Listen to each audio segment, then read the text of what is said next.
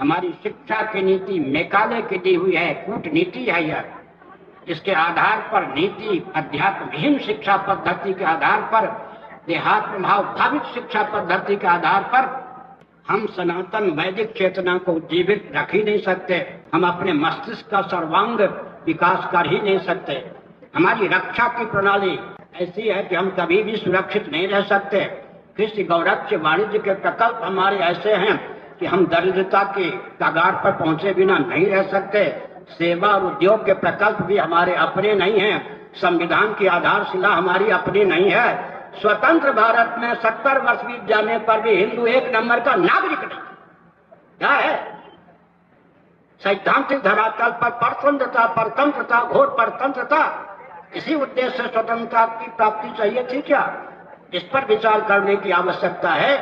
और भारत में सत्ता, लोलुपता, दूरदर्शिता राजनीति का पर्याय बन चुकी है। इसके पीछे किसी का दोष नहीं है। दोष है तो क्या है, इस पर ध्यान केंद्रित करना चाहिए। अंग्रेजों की कूटनीति के कारण जिस प्रकार की शिक्षा पद्धति, नीति और अध्यात्म से विहीन भारत को प्राप्त है, उस शिक्षा पद्धति के आधार पर ही जिन व्यक्तियों का हृदय और मस्तिष्क बना है, उस हृदय और मस्तिष्क से युक्त व्यक्तियों के द्वारा संभव ही नहीं है कि भारत को भारत के रूप में उद्भाषित करें या भारत के मौलिक स्वरूप को समझ भी सकें। इसलिए विकास के नाम पर वही मार्ग अपनाया जाता है जिससे हमारे अस्तित्व और आदर्श का विलोप होता है। उदाहरण के लिए अंग्रेजों की कूटनीति थी, अरे तुम्हारे पूर्वज जंगली थे, वनवासी थे। उनकी कूटनीति को हमने कूटनीति न समझकर यथार्थ समझा। गांव वाले भागने लगे नगर की ओर, वनवासी वन को छोड़ के भागने लगे नगर की ओर।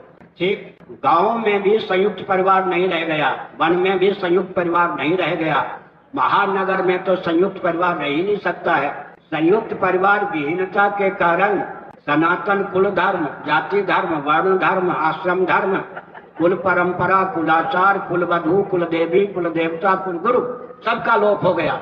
इनके लोप होने का अर्थ होता है कि मनुष्य को विकास के नाम पर, भारतीय मनुष्यों के संतान को विकास के नाम पर भोजन करने, संतान उत्पन्न करने की मशीन बना के रख दिया गया। इसीलिए भारत को स्वतंत्रता चाहिए थी।